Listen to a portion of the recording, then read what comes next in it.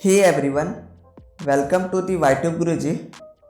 दोस्तों, हाल ही में आरबीआई ने असिस्टेंट पोस्ट के लिए एक पेपर कटिंग के रूप में नोटिफिकेशन जारी की थी, जिसमें उन्होंने कहा था कि जल्द ही आरबीआई असिस्टेंट की वैकेंसी जारी की जाएगी और कल यानी कि 17 फरवरी को इसकी ऑफिशियल नोटिफिकेशन भी जारी कर दी गई है और कल से ही इसे अप्लाई करने का लिंक भी जनरेट कर दिया गया है। तो इस वीडियो में हम जानेंगे कि आरबीआई असिस्टेंट पोस्ट को आप किस तरह से अप्लाई कर सकते हैं, इसकी एलिजिबिलिटी क्राइटेरिया कितनी है और इस बार इसकी वैकेंसी कितनी रही है।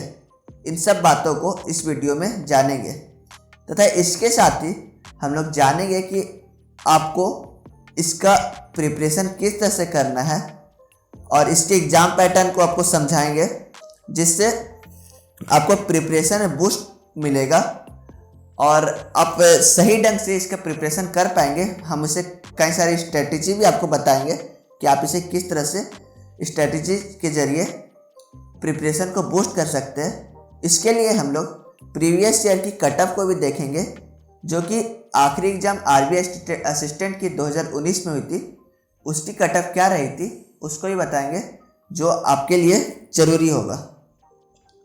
तो चलिए इस वीडियो को स्टार्ट करते हैं। तो सबसे पहले जानते हैं इसके ओवरव्यू के बारे में। तो इस असिस्टेंट पोस्ट 2022 है, लास्ट बार इससे 2019 का पोस्ट आया था। तो इसमें टोटल वैकेंसी कितनी है? तो टोटल वैकेंसी है 950 और इसे आप ऑनलाइन मोड में अप्लाई कर सकते हैं। इसका एग्ज़ाम भी ऑनलाइन है। अप्लाई करने का डेट आपको यहाँ दिख रहा होगा, 17 फरवरी से 8 मार्च तक है और इसका आप जो अप्लाई करने का लिंक है वो आपको यहाँ दिख रहा होगा। ये लिंक के ज़रिए आप अप्लाई कर सकते हैं। मैं इसका लिंक आपको डिस्क्रिप्शन में भी दे दूँगा, अप्लाई वहाँ से भी आप कर सकते हैं। और ये सारी बातें मैं आरबीआई की जो ऑफिशियल वेबसाइट है rbi.org, वहाँ पर जो नोटिफिकेशन डाला गया है वहीं से लाया हूँ। तो इसकी ऑफिशियल नोटिफिकेशन का भी लिंक मैं डिस्क्रिप्शन में दे दूँगा। तो इसका रिक्रूटमेंट प्रोसेस कैसे है? तो इसमें टोटल 3 एग्ज़ाम होगा, प्रीलिम्स, मेंस और एलपीटी जिसको बोलते हैं लैंग्वेज प्रोफिशिएंसी टेस्ट, वो होगा। इसके बाद जानते हैं कि किस स्टेट में इसकी कितनी वैकेंसी है। तो सबसे पहले आप देखेंगे अहमदाबाद दिया हुआ है। ये आपका ऑफिशियल जो नोटिफिकेशन दिया गया उसी का एक पेज है, तो जिसमें आपको साफ साफ दिख रहा होगा कि किस तरह से सारे जोन जो दिए गए, अहमदाबाद, बेंगलोर, भोपाल, भुवनेश्वर, तो उनकी वैकेंसी दी गई है राइट साइड में। तो अहमदाबाद में SC, ST, OBC, EWS, general सबको जोड़कर टोटल 35 वैकेंसी है।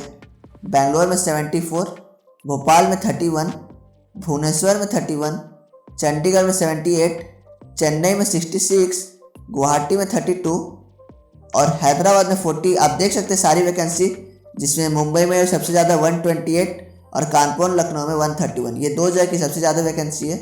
तो आप अपने अनुसार इसे फिलअप कर सकते हैं, लेकिन इसके लिए भी कई सारे क्राइटेरिया है, उसको मैं बताता हूँ। आप उन्हीं फॉर्म को फिलअप कर सकते हैं जिसमें आपके सूटेबल लैंग्वेज दिया गया है। तो जैसे कि आप देख सकते हैं कानपुर, लखनऊ, यहाँ पर सिर्फ हिंदी लैंग्वेज जिनको पता है वही इस फॉर्म को फिलअप कर सकते हैं। और अगर किसी और लैंग्वेज, जैसे अगर मराठी जानते हैं तो मुंबई वाले जोन में भी फिलअप कर सकते हैं। तो आप लैंग्वेज के हिसाब से भी इसमें देख सकते हैं कि आप किस जोन के लिए एप्लीकेबल है, किस जोन का आप कंफर्टेबल एग्ज़ाम देने के लिए उस जोन को आप अप्लाई कर सकते हैं। इसके बाद कुछ इम्पॉर्टेंट डेट्स है, उसके बारे में जान सकते हैं। तो देखिए, जानते हैं इसकी नोटिफिकेशन 17 फरवरी जैसे मैंने बताया जारी की गई है। इसका अप्लाई डेट भी कल ही से शुरू कर दिया गया था, यानी 17 फरवरी से। इसका एग्ज़ाम का फिलअप करने का लास्ट डेट 8 मार्च है और प्रीलिम्स का एडमिट कार्ड का भी आपको यहाँ पे टेंटेटिव डेट दे दिया गया है कि मार्च के 2nd या 3rd वीक में ही इसे दे दिया जाएगा। यानी कि आप देख सकते हैं काफ़ी कम समय आपके लिए है। 8 मार्च तक फॉर्म ही फिलअप किया जाएगा और उसी के 2nd और 3rd वीक में एडमिट कार्ड शो कर दिया जाएगा। प्रीलिम्स एग्ज़ाम डेट भी बता दिया गया है 26 और 27 मार्च 2022 को होगा। यहाँ पे आप देख सकते हैं एक स्टार मार्क आपको शो कर रहा होगा। तो ये स्टार मार्क क्या है? तो अभी तक तो इसे बताया गया कि 26 से 27 मार्च को अप्लाई डेट स्टार्ट कर दिया जाएगा, लेकिन इन केस किसी भी तरह का दिक्कत आया आरबीआई को तो इसे चेंज भी कर सकता है। यहाँ देख सकते हैं RBI reserve the right to change the dates of examination. तो इससे एग्जामिनेशन के डेट को वो चेंज कर सकते हैं। तो इसका मतलब आप ये नहीं मानेंगे लेकिन कि लंबे समय के लिए एग्ज़ाम टलेगा। मान सकते हैं 1 वीक 2 वीक आगे जा सकता है। तो अप्रोक्स 2 अप्रैल तक, तो इससे 2 वीक तक अप्रैल का स्टार्ट हो ही जाएगा। लेकिन आपकी प्रिपरेशन ऐसी होनी चाहिए कि इस 26 मार्च तक आपका प्रिपरेशन कंप्लीट हो जाना चाहिए, क्योंकि मेंस का भी एग्ज़ाम डेट आप देख सकते हैं मई 2022। अभी डेट मेंशन नहीं किया है, मंथ मेंशन कर दिया है मई। तो मेरे ख्याल से मई एंड में इसका मेंस का एग्ज़ाम भी स्टार्ट कर दिया जाएगा। अब देखते हैं इसकी एज क्राइटेरिया क्या है। तो इसे भरने का एज लिमिट 1 फरवरी 2022 तक आपको 20 से 28 ईयर्स तक अगर आप हैं तभी आप इस एग्ज़ाम के लिए एलिजिबल है। यानी कि आपको 2 फरवरी 1994 से पहले और 1 फरवरी 2002 के बाद नहीं होना है। इन्हीं 1994 से 2002 के बीच अगर आपका डेट ऑफ बर्थ है तब आप इसे अप्लाई कर सकते हैं। ये आपका जनरल डेटा है, जनरल कैटेगरी के लिए।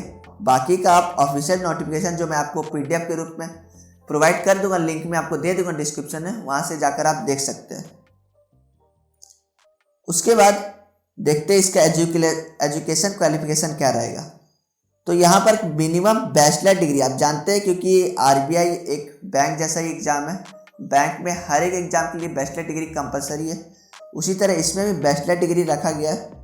लेकिन मिनिमम 50% मार्क्स आपका आना कंपलसरी है, एक्सेप्ट 3 लोगों का SC ST PWD।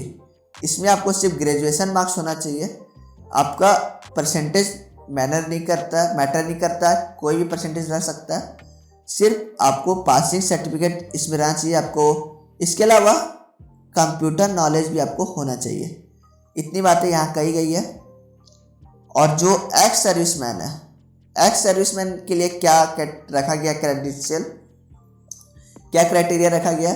तो इनके लिए क्राइटेरिया रखा गया है कि ये या तो ग्रेजुएशन कंप्लीट होना चाहिए या मैट्रिकुलेशन के साथ 15 इयर्स का जॉब इनका किया हुआ रहना चाहिए, तो ही वो इसके लिए एप्लीकेबल है।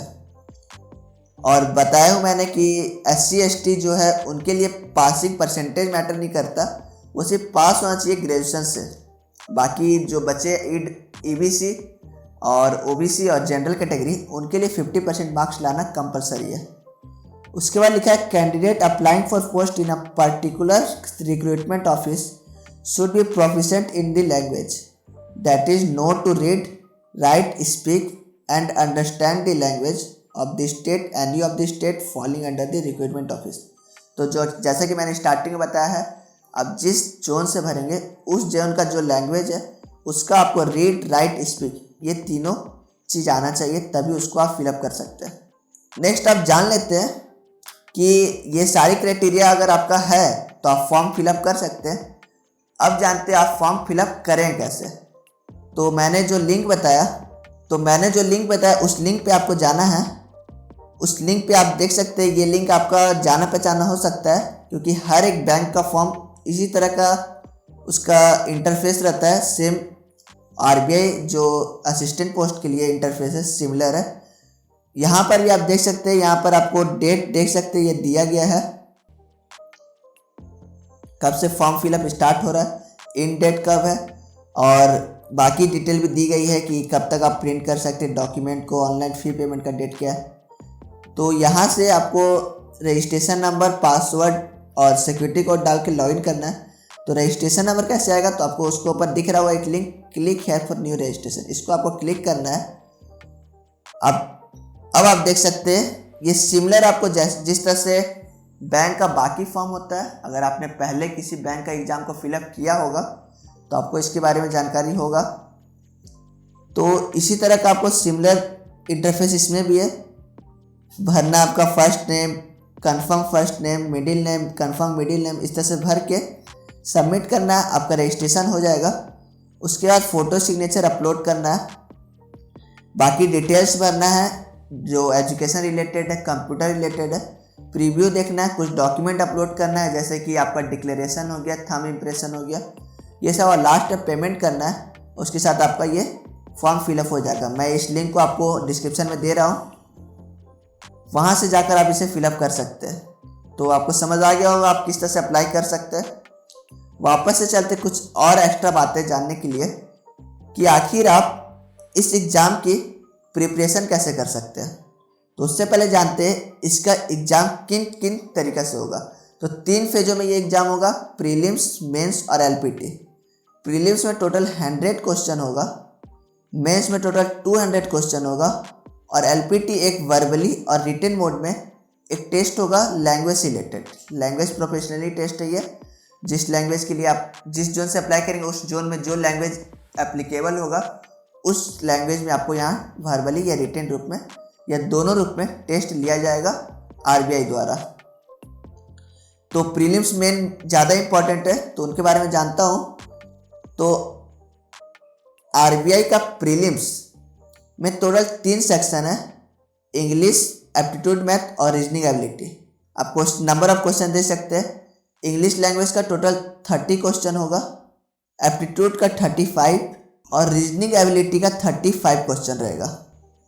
कुल मिलाकर टोटल 100 क्वेश्चन है, जिसमें टोटल मैक्सिमम मार्क्स 30 मार्क्स का, इंग्लिश 30 क्वेश्चन 30 मार्क्स मतलब पर क्वेश्चन 1 मार्क्स का, aptitude 35 question 35 marks, reasoning ability 35 question 35 marks.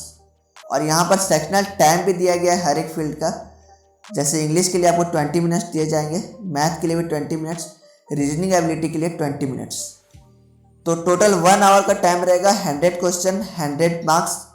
तो आपको समझ आ गया होगा किस तरह से पैटर्न रहने वाला है, जो कि आपके लिए काफ़ी हार्ड लग सकता है, लेकिन इसका ही सबसे मेन एग्जाम है इस आरबीआई असिस्टेंट का।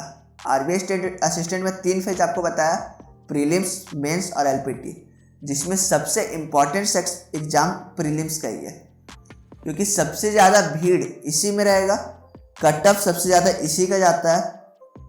और मेंस का पैटर्न इसके मुकाबले थोड़ा आपके लिए इजी लग सकता है, क्योंकि प्रीलिम्स का आपका कट ऑफ मैं आगे बताऊंगा कि कितना कितना गया है लास्ट बार और ऐसा क्यों गया है उसके बारे में भी बताऊंगा। तो चलिए अब आगे देखते हैं मेंस के बारे में भी। मेंस में टोटल 5 सेक्शन है, English language, aptitude math, reasoning ability, computer knowledge और जनरल नॉलेज। इंग्लिश का टोटल 40 क्वेश्चन होगा, 40 मार्क्स का पर क्वेश्चन, पर मार्क्स मतलब 1 क्वेश्चन पे 1 मार्क्स रहेगा। आप देख सकते हैं मेंस में सारे सेक्शन को इक्वली मान्यता दी गया है, सब में 40 क्वेश्चन है, 40 मार्क्स का। हाँ, टाइम ड्यूरेशन चेंजेज है, सेक्शनल टाइम दिया गया है इसमें भी। इंग्लिश के लिए 40 क्वेश्चन का 30 मिनट्स आपको दिया जा रहा है, मैथ के लिए 40 क्वेश्चन का 30 मिनट्स, रीजनिंग एबिलिटी का 40 क्वेश्चन का 30 मिनट्स और कंप्यूटर का 40 क्वेश्चन का 20 मिनट्स, जनरल अवेयरनेस का 40 क्वेश्चन का 25 मिनट। तो टोटल आप देख सकते हैं 200 क्वेश्चन है, 200 मार्क्स का, टाइम आपको 135 मिनट यानी कि 2 घंटा 15 मिनट का समय आपको दिया जा रहा है। तो ये आपका इफ़िशियंट हो सकता है आपका मेंस के लिए, अगर आपने प्रिपरेशन अच्छा से किया होगा, कई सारे आपने टेस्ट अटेम्प्ट की, आपको स्ट्रेटजी पता होगा किस तरह से अटेम्प्ट करना है, तो आप आसानी से इससे गेन कर सकते हैं। इसका कटअप भी कुछ ज़्यादा नहीं जाता है, बाकी जो बैंक के एग्ज़ाम्स के मेन से कटअप जिस तरह जाते हैं उसी तरह जाता है। मान लीजिए 200 में 120 मैक्सिमम और 120 से 30 के बीच में ही रहता है, उससे ऊपर तो नहीं जाता है। और ये मैं नॉर्मलाइज कटअप की बात कर रहा हूँ। ये आपके लिए कुछ इजी पड़ सकता है, आप ये गेन कर सकते हैं। अब बात कर लेता हूँ कि आखिर इसका सेक्शनल कटअप क्या रहता है। सेक्शनल टाइम मैंने बताया कि प्रीलिम्स का भी सेक्शनल टाइम है, मेंस का भी सेक्शनल टाइम है, उसी तरह सेक्शनल कटअप भी है। प्रीलिम्स में 3 सेक्शन थे, इंग्लिश, एप्टीट्यूड, मैथ और रीजनिंग। इसके सेक्शनल कटअप किस तरह से है, तो जनरल एक्स सर्विसमैन के लिए इंग्लिश का 11 मार्क्स, मैथ का 13 और रीजनिंग एबिलिटी का 12 मार्क्स दिया गया है। उसी तरह इधर में बाकी का कुछ ज़्यादा डिफरेंस नहीं है, उसी का आसपास है। ओबीसी का 10, 11, 11। लेकिन मैं आपको आगे बताऊंगा कि ये आपका सेक्शनल मार्क्स सिर्फ नाम के लिए सेक्शनल मार्क्स है। आपने इतना मार्क्स गेन कर लिया तो इसका मतलब आप ये कभी नहीं मान सकते कि आप इसके मेंस के लिए एप्लीकेबल होंगे, मेंस के लिए एलिजिबल होंगे, क्योंकि आपका मेंस में जाने के लिए प्रीलिम्स का कटअप काफ़ी हाई जाता है असिस्टेंट पोस्ट के लिए। मैं आगे बताता हूँ, चलिए धीरे धीरे देखते हैं। अब मेंस की सेक्शनल कटअप भी देख लेता हूँ। तो मेंस का आपको इंग्लिश का देख सकते हैं 14 मार्क्स, मैथ का 14 मार्क्स, रीजनिंग एबिलिटी का 14 मार्क्स, कंप्यूटर नॉलेज का 14 मार्क्स और जनरल अवेयरनेस का 40 मार्क्स। इस तरह से सेक्शनल कटअप है। तो सबका 14 मार्क्स का जनरल का रखा गया है। उसी तरह ओबीसी का भी 12 मार्क्स, SC ST का 11 मार्क्स। तो आपका इस तरह से सेक्शनल कटअप रखा गया है। अब बताता हूँ प्रीलिम्स में 2019 का जो वैकेंसी आया था उसका कटअप क्या रहा है। तो आपको कटअप दिख रहा होगा, जूम मैं कर देता हूँ। तो आप देखिए अहमदाबाद का कटअप देख सकते हैं 92.75, 92.75। ये 100 में 92.75 गया है। एब्सोल्यूट ये नॉर्मलाइज कटअप है। आप मान के चल सकते हैं मिनिमम आपको 85 मार्क्स तो लाना ही होगा। तो समझ सकते हैं कंपटीशन कितना ज़्यादा है प्रीलिम्स में। उसके बाद मेंस में 200 में आपको 120 भी आ गया तो आप कंप्लीटली सेफ मान सकते हैं। 200 में, यहाँ 100 पे इतना मार्क्स है। इसका रीज़न मैं साफ साफ बता सकता हूँ, क्योंकि ये जो एग्ज़ाम है एक क्लर्क लेवल का एग्ज़ाम है। जैसा बैंक का क्लर्क लेवल का एग्ज़ाम होता है उसका कटअप भी इसी तरह हाई जाता है, उसी तरह इसका भी है। सेकेंड रीज़न, आरबीआई का वैकेंसी क्लर्क के मुकाबले जितना वैकेंसी आता है आईबीपीएस क्लर्क का या एसबीआई क्लर्क का उतना वैकेंसी तो नहीं रहता है। आप देख सकते हैं 950 वैकेंसी है, तो कॉम्पिटिटर कहीं ज़्यादा होते हैं, तो इसलिए कटअप भी आपका हाई चला ही जाता है। आप देखेंगे तो इसका कटअप जो है आपका मैक्सिमम देख सकते हैं 96.25। तो आप सबसे हाईएस्ट कटअप देख सकते हैं कोलकाता का गया था और ये न्यू दिल्ली का गया था और कई सारे और जोन भी है, हैदराबाद का, ये सब का हाईएस्ट कटअप गया है 96.25 कटअप गया। आप देख सकते हैं 100 में। और मिनिमम कटअप की बात की जाए तो मुंबई का देख सकते हैं 87.75। ये मैं सब जनरल की बात कर रहा हूँ। 89.50 गुवाहाटी का। तो ओवरऑल कटअप प्रीलिम्स में काफ़ी हाई जाता है। अगर आपका प्रिपरेशन अच्छा नहीं रहा तो आपके लिए काफ़ी मुश्किल हो सकता है इससे एग्ज़ाम को क्रैक कर पाना। तो मैं इसलिए प्रिपरेशन के बारे में बातचीत करूँगा, किस तरह से आप प्रिपरेशन करेंगे। तो ये रहा आपका स्ट्रेटजी। आपको स्ट्रेटजी क्या रखना है इस एग्ज़ाम को क्लियर करने के लिए। सबसे पहले आप देख सकते हैं अभी से लगभग 45 डेज का आपका एग्ज़ाम का टाइम बचा है प्रीलिम्स का। तो इन 45 डेज में आपको इफ़िशियंसी को 2x कर देना है। 2x मीन्स टोटल 45 डेज है तो आपको 2 टाइम्स एक्स्ट्रा इफ़िशियंसी के साथ 90 डेज में जो आप वर्क कर सकते हैं उसे आपको यहाँ पर 45 डेज में कंप्लीट करना है। समझे आप? यानी कि आपने मान लीजिए हर दिन 4 घंटा पढ़ाई करते हैं, 5 घंटा पढ़ाई करते हैं, तो इन 45 डेज में आपको मान लीजिए कि 90 डेज के मुकाबले डबल यानी हर डेज 10 आवर मिनिमम पढ़ाई करना होगा। आप सोच सकते हैं क्यों करना होगा, क्योंकि ये पोस्ट ही उतना अच्छा है। आप सोच सकते हैं इसकी सैलरी भी आप देख सकते हैं, फर्स्ट सैलरी आपको 45,000 तक दी जा रही है। मान लीजिए उसमें बाकी कट भी कर दिया जाए तो 40,000 आपको फर्स्ट सैलरी मिला जा रहा है क्लर्क लेवल के एग्ज़ाम के लिए, जो कि और किसी ग्रुप सी में इतना तो नहीं मिलता है। आरबीआई ने काफ़ी ज़्यादा पेमेंट में इंक्रीमेंट किया है अभी लास्ट 2 ईयर्स में, तो आपके लिए काफ़ी अच्छा ये जॉब है। तो आपको मेहनत तो करना ही होगा। तो इस 90 डेज में आपको करना क्या है, सबसे पहले जितने भी टॉपिक बैंक से रिलेटेड है, चाहे वो रीजनिंग के सारे टॉपिक हो सकते हैं, मैथ के सारे टॉपिक, इंग्लिश के सारे टॉपिक, उन सब को आपको क्लियर कर लेना कंप्लीटली। 45 डेज मतलब 90 डेज आपको 45 डेज में क्लियर करना, तो 15 डेज में ये आपको टॉपिक सारा क्लियर कर लेना।